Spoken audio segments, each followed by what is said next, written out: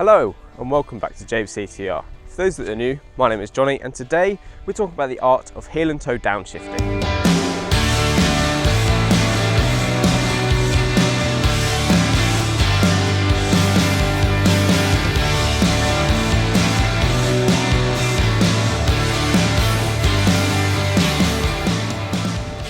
So firstly, what is heel and toe? Well, in short, it's a driving technique used to minimise or eliminate the jolt through the transmission when you downshift, normally before a corner.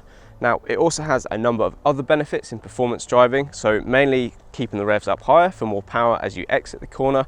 If you're in the turbo car, it also means you can stay on boost too.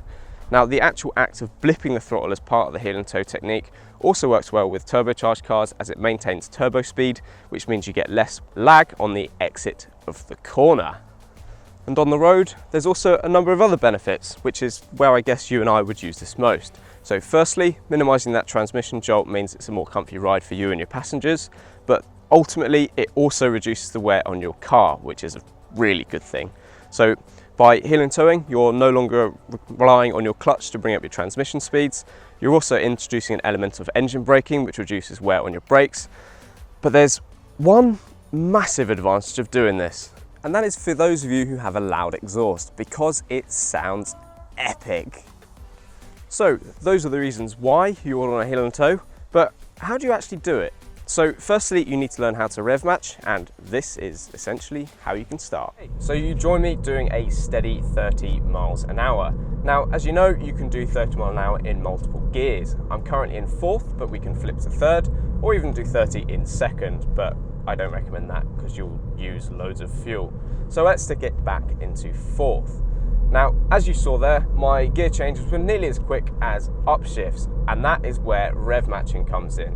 So if you don't rev match, like you're taught to in your test, as you can see, it takes ages to go into third for one. It also drops your speed. And again, second takes even longer. And you can feel that wear on your clutch, and it's just not a nice feeling to have. So that is why you need rev matching. Now, in short, it's actually really easy to do. Simply depress the clutch, tap the accelerator, and away you go. But there's a bit more to it than that. You need to sort of learn what revs your car needs to be at for the gear you're trying to put it in and the speed that you are traveling at. Now, that is something that sort of comes with time, and then you kind of learn roughly where cars should be, and then they only vary slightly. But again, that's a learning thing. And another quick tip, if you wait for the revs to hang once you've done your throttle blip, and then release the clutch, it becomes a whole lot smoother. Whereas if you release the clutch whilst you're still doing your throttle blip, you'll get that jolt, which is what we're actually trying to avoid. So that is essentially how you rev match, and I've told you that it's good to use before corners, but if you're not heel and toeing just yet and you're still using rev matching and practicing, then the best time to use it is when you approach a national speed limit coming out of A30. You can drop it to second and gun it. Come on!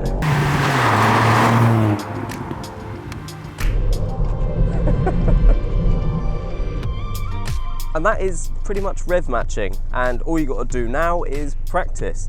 And then when you are, a rev matching god and you're well happy with what you're doing, you can start introducing heel and toe, which is where you apply rev matching at the same time as braking. And as you can see, there's 3 pedals and you've only got 2 feet. So the best place to start is stationary, which is why we're in a car park. So to practice, simply press the brake down with the left-hand side of your foot and then use the other side to roll onto the accelerator. And that is heel toe in very, very simple terms. And it's just a case of practicing and getting your foot to move in the way that you want it to move. And then when you're happy with how your foot is moving, when you're stationary, you can then start practicing with the clutch as well. Again, I recommend doing this stationary at first. So if you think about a real world situation, you're going to brake, you're going to clutch in, you're going to heel and toe, clutch out, and then you're going to accelerate away. And that is heel toe.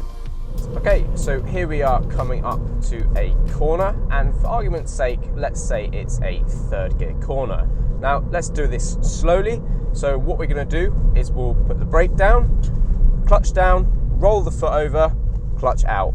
go around the corner. Now, I get that was not a quick corner, but when you're practicing, it's good to see the technique. And ultimately, that is heel and toeing, and it's just a case of practicing.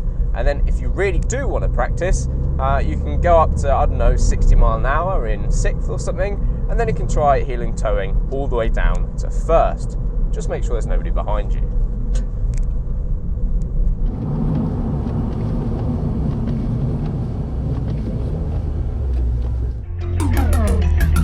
Winner! Yes! Woohoo!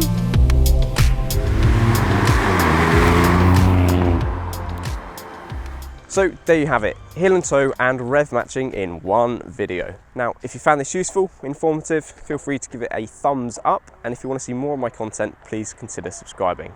And I'll catch you in the next one. There goes a sight from my soul.